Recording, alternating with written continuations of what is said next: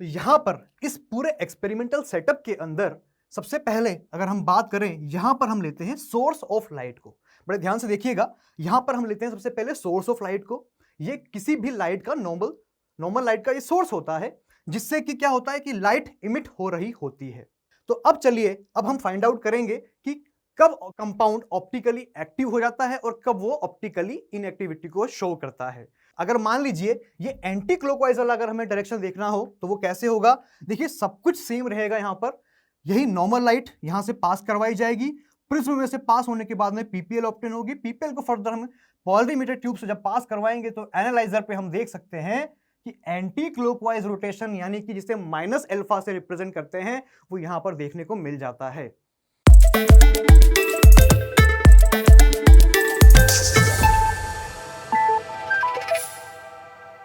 Hello students, आज के इस लेक्चर में हम जिस टॉपिक को डिस्कस करने जा रहे हैं वो है पोलरीमीटर एक्सपेरिमेंट। तो हम इस टॉपिक को पढ़ने के बाद में कुछ बेहद इंपॉर्टेंट सी टर्मिनोलॉजीज हैं, उनको इजीली समझ पाएंगे।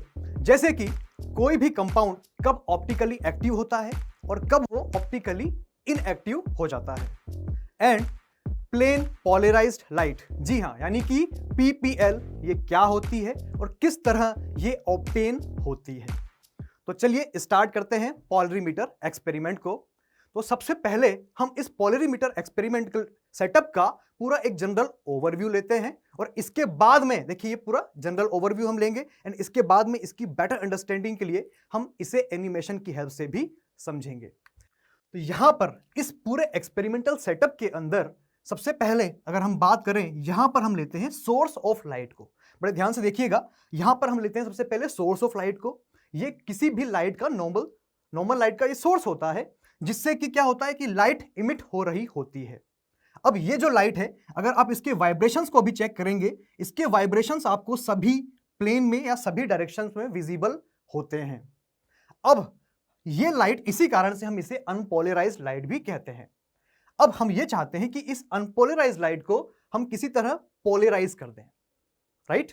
अब इस पोलराइज करने के लिए जिस इंस्ट्रूमेंट की हम हेल्प लेते हैं वो कहलाता है पोलराइजर, और यहां पर एज अ पोलराइजर हमने जिसे यूज किया है वो है निकोल प्रिज्म, राइट। अब इस निकोल प्रिज्म से जब हम इस नॉर्मल लाइट को पास करवाते हैं तो ये लाइट जिस लाइट में कन्वर्ट हो चुकी होती है उसे हम कहते हैं पीपीएल, यानी कि plane polarised light. Plane polarised light ये अब हमें मिल चुकी होती है। अब ये पीपीएल इस नॉर्मल लाइट से किस तरह डिफरेंट होती है। अगर आप बात करें इस नॉर्मल लाइट की तो यहां पर इसके वाइब्रेशंस पहले आपको सभी डायरेक्शंस में प्रेजेंट दिख रहे थे, लेकिन अब पीपीएल चूंकि ये बन चुकी है, यहां पर ये इसकी अगर बात करें वाइब्रेशन की, वो एक ही डायरेक्शन में अब आ जाती है।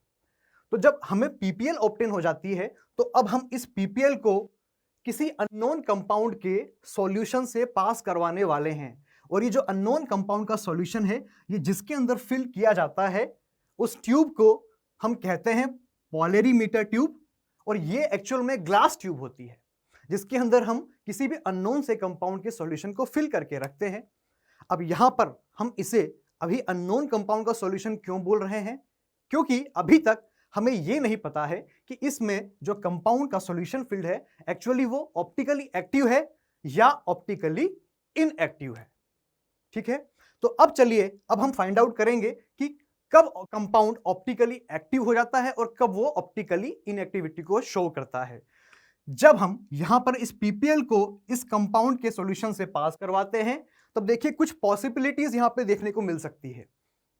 जैसे कि अगर सबसे पहले बात की जाए, ये जो पीपीएल अभी आप इस तरीके से देख रहे थे, जब आप इस पीपीएल को इस कंपाउंड के सॉल्यूशन से जब पास करवाते हैं तो पॉसिबल है कि पीपीएल क्लॉकवाइज डायरेक्शन में ये आपको रोटेट होती हुई नजर आ जाए, जैसा कि यहां पे हम इजीली देख सकते हैं। और जब पीपीएल क्लॉकवाइज रोटेशन को बताती है, डायरेक्शन में ये रोटेट हो जाती है, तब इस केस में हम इसे पॉजिटिव साइन या स्मॉल डी से रिप्रेजेंट करते हैं। और यहां पे स्मॉल डी जो होता है वो बताता है डेक्स्ट्रो रोटेटरी रोटेशन को। और अगर बात की जाए ये जो पूरा कंपाउंड था ये किसकी तरह बिहेव कर रहा है, तो आप कहेंगे ये कंपाउंड हो जाता है ऑप्टिकली एक्टिव। और ये कंपाउंड ऑप्टिकली एक्टिव हम इसके क्यों कहा जा रहा है, क्योंकि इस कंपाउंड ने इस पीपीएल के टुवर्ड्स ऑप्टिकल एक्टिविटी, हम कहें कि एक्टिविटी को एग्जिबिट किया है, इसलिए ये कंपाउंड हो जाता है ऑप्टिकली एक्टिव। लेकिन अगर क्या हो, जब आप इस पीपीएल को इस कंपाउंड के सॉल्यूशन से पास करवाएं और ये पीपीएल इससे पास होने के बाद में एंटी क्लॉकवाइज, जैसा कि यहां पर गिवन है, ये एंटी क्लॉकवाइज डायरेक्शन में रोटेट हो जाए, तब उस सिचुएशन में हम नेगेटिव साइन का यूज करेंगे, देखिए यहां पर। और इसके अलावा small L science, small L से भी हम इसे रिप्रेजेंट कर सकते हैं। यहां पर स्मॉल एल का मतलब होता है लेवो रोटेटरी। एंड वंस अगेन ये कंपाउंड चूंकि अभी भी एक्टिविटी को शो कर रहा है टुवर्ड्स पीपीएल, और ये कंपाउंड इसलिए अभी भी कहलाएगा ऑप्टिकली एक्टिव ही। तो ये दोनों केसेस जो आप देख रहे हैं, इसमें जो कंपाउंड होगा वो कंपाउंड होगा ऑप्टिकली एक्टिव, वो चाहे क्लॉकवाइज डायरेक्शन हो या एंटी क्लॉकवाइज डायरेक्शन में रोटेशन हो।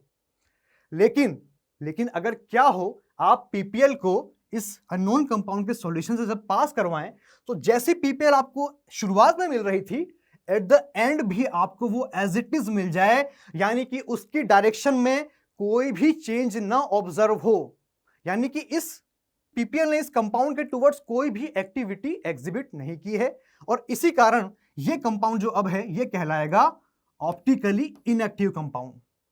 ये क्या कहलाएगा? ऑप्टिकली इनएक्टिव ये कंपाउंड हो जाता है। और इसके लिए देखेंगे अगर आप, अल्फा की वैल्यू आती है 0।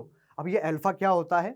अल्फा का मतलब एंगल ऑफ रोटेशन, ठीक है। यहां पर इस कंपाउंड के लिए एंगल ऑफ रोटेशन हो जाता है 0। तो ये पूरा एक्सपेरिमेंटल सेटअप था, इसका हमने जनरल ओवरव्यू लिया है। अब चलिए इसकी बेटर अंडरस्टैंडिंग के लिए हम इस एक्सपेरिमेंट को एक एनिमेशन से भी समझते हैं। देखेंगे सबसे पहले यहां पर ये पूरा experimental setup as it is है। सबसे पहले हमने कोई भी नॉर्मल लाइट का सोर्स यहां पर लिया हुआ है।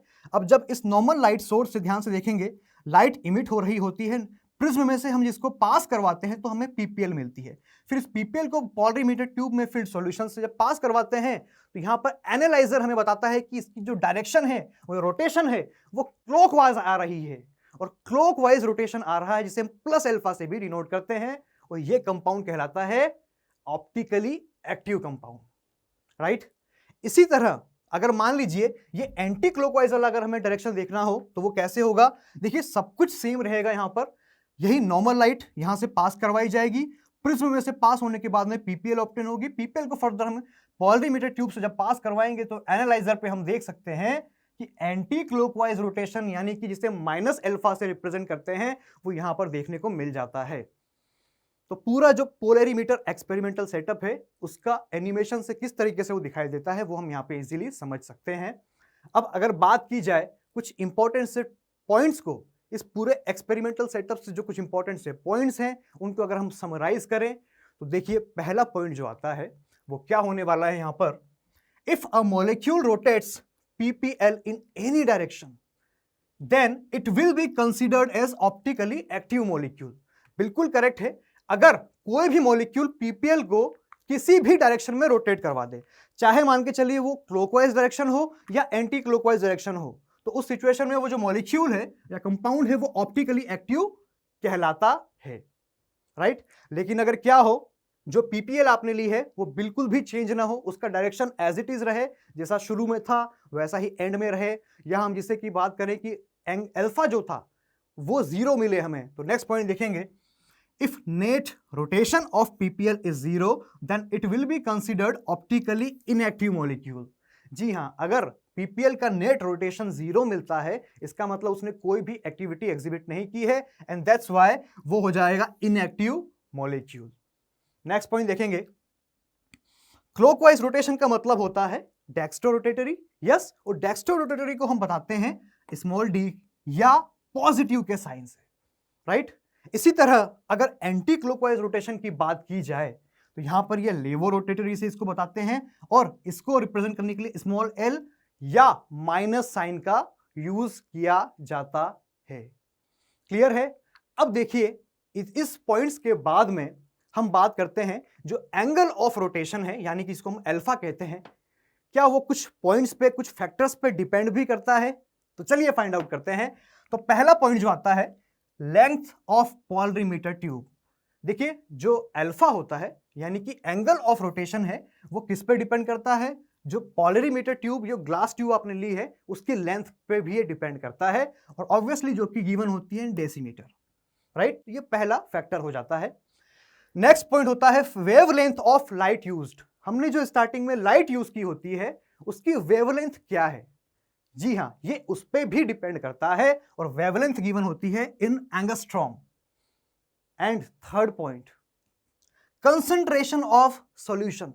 जो पोलरीमीटर ट्यूब में आपने सॉल्यूशन फिल किया हुआ है ये उसकी कंसंट्रेशन से भी अफेक्ट होता है, which is given in gram per ml, right.